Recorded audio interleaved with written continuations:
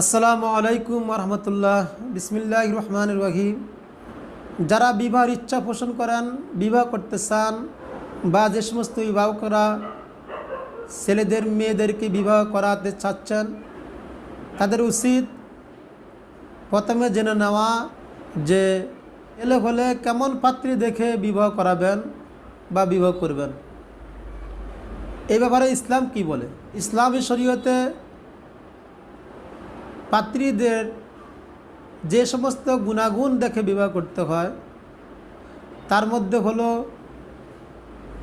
দিনদারিতা, সৌন্দর্যতা, মাল, বংশমর্যাদা এবং কুমারী বা পাত্রীর সচ্চরিত্র দেখা, উদারতা, আমানতদারি এবং তার মা, খালার, তার পরিবারের মহিলারা স্বামীর কতটুকু আনুগত্য তাদেরকে থেকে অনুমান করা যে এ স্বামীর আনুগত্য হবে কিনা, সুস্বাস্থ্য দেখা, বিনয়ী দেখা এবং বয়সে স্বামীর চেয়ে কম বয়স্ক দেখা, ভদ্রতা দেখা এবং কুফুত তথা বংশের সমতা দেখা এবং মা, খালা বা পরিবারের মহিলাদের তারা কেমন সাংসারী সেটা দেখে অনুমান করা যে সাংসারিক কিনা, অধিক স্নেহপ্রাণ কিনা, এগুলো খোঁজখবর রাখা এবং বিবাহের মহরটা সহজ হওয়া, যে পরিবারের অন্যান্যদের যাতে বিবাহের মহরও সহজভাবে ধার্য করা হয়েছে এবং যাতে অহংকারী না হয়, এই সমস্ত গুণাগুণ দেখে পাত্রী বাছাই করা উচিত। এর মধ্যে অন্যতম হলো সবচেয়ে যেটাকে বেশি প্রাধান্য দিবে সেটা হলো দিন। এবারে রাসূলুল্লাহ সাল্লাল্লাহু আলাইহি সাল্লাম বলছেন বুখারী শরীফ হাদিসে, পাসপার বিজাতি দিন, তোমরা দিনকে প্রাধান্য দাও। যদি দিনকে প্রাধান্য না দাও তাহলে তারিবাত ইয়াদাকা, তোমার হাত ধ্বংস, অর্থাৎ তুমি ক্ষতিগ্রস্ত হবে। এজন্য আমরা পাত্রীদের যতগুলো গুণাবলী আছে তার মধ্যে বিবাহের ক্ষেত্রে প্রথম যেটা আমরা দেখব সেটা হলো সে দিনদারিতা আছে কিনা, নামাজি কিনা, আল কোরআনুল করিম সহিভাবে পড়তে পারে কিনা এবং পর্দানিসীন কিনা, তার পরিবারের মধ্যে পর্দার আমল আছে কিনা। এই সমস্ত দিনদারিগুলোকে আমরা খুব গুরুত্ব প্রদান করব। রাসূলুল্লাহ সাল্লাল্লাহু আলাইহি সাল্লাম এই দিনদারিকে প্রাধান্য দেওয়ার জন্য বলেছেন। পাত্রীর এই সমস্ত গুণাগুণগুলো প্রমাণিত হলো সূরাতুল ফুরকানের ৫৪ নং আয়াত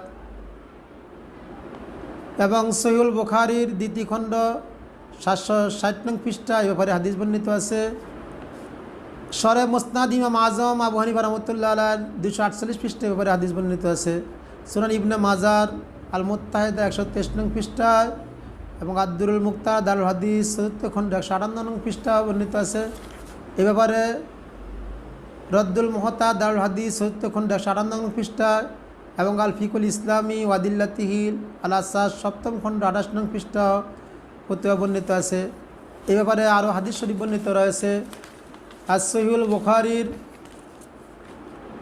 ২য় খণ্ড ৭৬২ নং পৃষ্ঠায় এই হাদিস শরীফের মধ্যে রাসূলুল্লাহ সাল্লাল্লাহু আলাইহি সাল্লাম বিশেষ করে বলেছেন, হাদিস শরীফ আন আবি হুরায়রা রাদিয়াল্লাহু তাআলা আনহু আনিন নবী সাল্লাল্লাহু আলাইহি সাল্লাম, হযরত আবু হুরায়রা রাদিয়াল্লাহু তাআলা আনহু হুজুর সাল্লাল্লাহু আলাইহি সাল্লাম থেকে বর্ণনা করেন, তুনকাহুল মারাতু লি আরবাঈন, বিশেষ করে মহিলাদেরকে বিবাহ করা হয় 4টা জিনিস দেখে, লি মালিহা ওয়ালি হাসাবিহা ওয়ালি জামালিহা ওয়ালি দীনিহা, পাসপার বিজাতির দিন তারিবাত ইয়াদাক।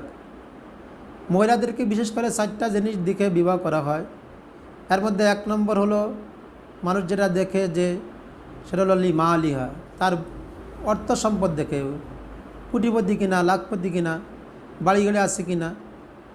ওয়ালি হাসাবিহা, এবং তার বংশমর্যাদা দেখে, তার বংশটা ভালো কিনা। ওয়া জামালিহা, এবং মানুষ তার সৌন্দর্যটা দেখে। ওয়ালি দীনিহা, এবং দিনদারি দেখে। রাসূলুল্লাহ সাল্লাল্লাহু আলাইহি সাল্লাম হাদিসে বিশেষ করে 4টা কথা গুণাগুণ উল্লেখ করার পরে বলেন, ফাসফার বিজাতির দিন, তোমরা সবচেয়ে দিনকে প্রাধান্য দিবে। অর্থাৎ দিনদারিতা থাকার পরে অন্যান্য গুণাগুণ যদি পাওয়া যায় তাহলে ভালো, কিন্তু দেখা যায় অন্যান্য সব গুণাগুণ পাওয়া গেলো, মাল, বংশ, মর্যাদা সব পেলো, কিন্তু দিনদারিতা নাই, তাহলে সেখানে তোমরা অগ্রসর হইও না। কিন্তু অন্যান্য গুণাগুণ, মাল নাই, বংশ কম বা সৌন্দর্য কম, কিন্তু দিনদারির মধ্যে প্রথম, তাহলে রাসূলুল্লাহ সাল্লাল্লাহু আলাইহি সাল্লাম বলেন এই দিনদারি দেখে তোমরা সম্পর্ক করো। ফাসফার বিজাতির দিন, দিনকে প্রাধান্য দাও।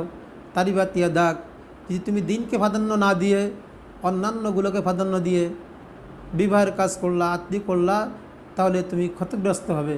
আল্লাহ তাআলা আমাদেরকে এই ক্ষতি থেকে, যারা বিবাহ করার ইচ্ছা পোষণ করতেছেন তাদেরকে ক্ষতি থেকে হেফাজত করুক এবং দিনদারি দেখে বিবাহের কাজ সম্পাদন করার তৌফিক দান করুক।